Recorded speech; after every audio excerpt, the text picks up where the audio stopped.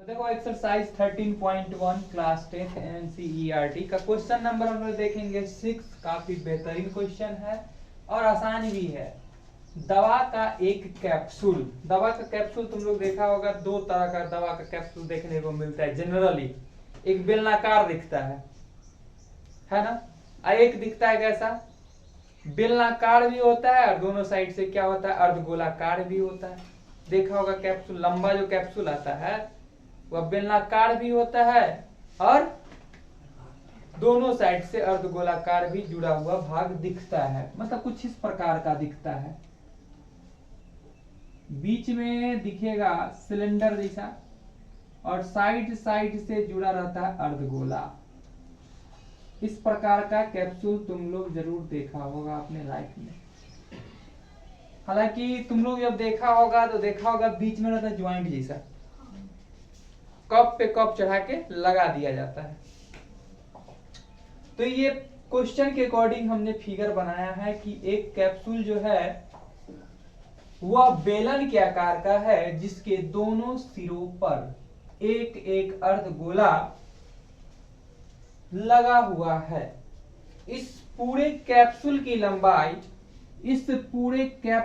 लंबाई 14 मिलीमीटर है, 14 mm है।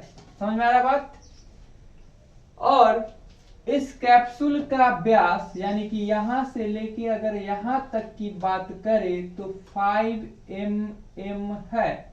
थोड़ा सा कॉमन सेंस लगाना है। हम लोग यह बात जानते हैं कि अर्धगोला की बात करें तो सेंटर से किसी भी छोर को टच करेंगे डिस्टेंस इक्वल होगा, यानी कि जितना इसका त्रिज्या इधर से मेजरमेंट करने पर आएगा इधर से भी उतना ही आएगा। त्रिज्या किधर भी मेजरमेंट करेंगे यहां से यहां तक का जो दूरी होगा यहां से यहां तक की दूरी के बराबर ही होगा, या इसके अंदर कहीं भी हम लाइन ड्रॉ करेंगे त्रिज्या हमेशा इक्वल ही होगा।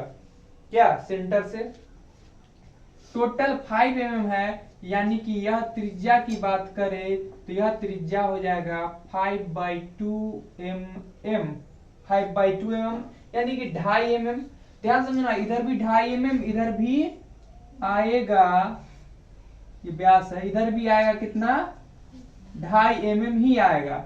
2.5 mm मतलब माइनस हो जाएगा टोटल लेंथ में से, तो ये बच जाएगा 9 mm, यानी कि बेलनाकार भाग की लंबाई क्या हो जाएगी 9 mm। अब हमें सब कुछ पता है, इसका पृष्ठीय क्षेत्रफल निकाल लेंगे।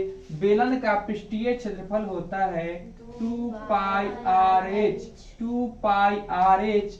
अर्धगोला का होता है 2πr²। इधर भी एक अर्धगोला है 2πr²।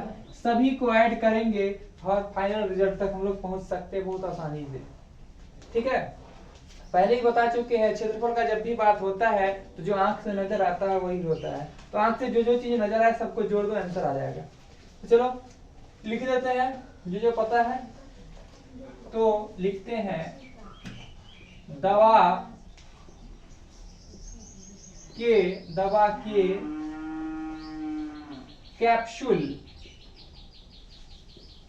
कैप्सूल के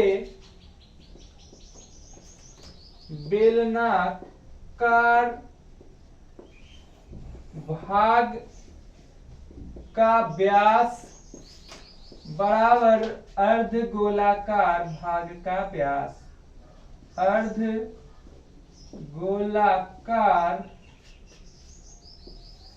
भाग का व्यास, और वह बराबर 5 mm।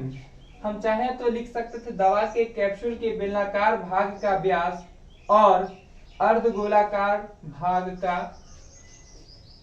और ही लगा देते हैं।